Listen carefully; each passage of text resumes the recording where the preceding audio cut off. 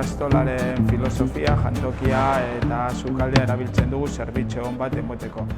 Hori dela eta inguruko merkatu txikietan erosten ditugu gauzak eta beti saiatzen gara garaiko produktuak erabiltzera.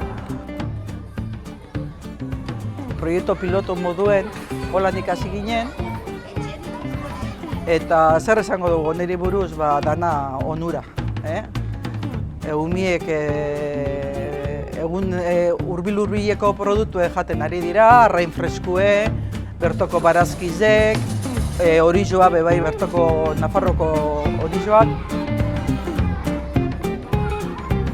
Konsumo arduratsuen barruan, ekintza desberdinak aparte, gure jangelatan bertako produktua sartzeko aukera jorratu zen.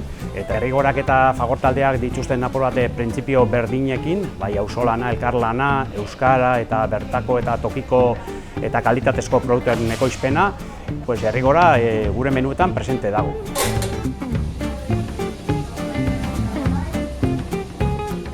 Bidaltzen digu noiz landatzen dute landak eta guretzako hori umeentzako bebai erakusten dioguz eta hori ikasteko nondik dator gauzak eta nola egiten dira gauzak.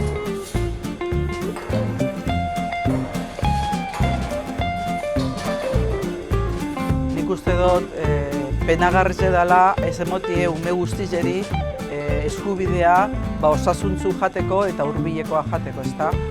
Azken batean ingurue zaintzen gauz, gure baserritzarrak, gure arrantzaliek, eta uste dut danontzak aukera bat izan da.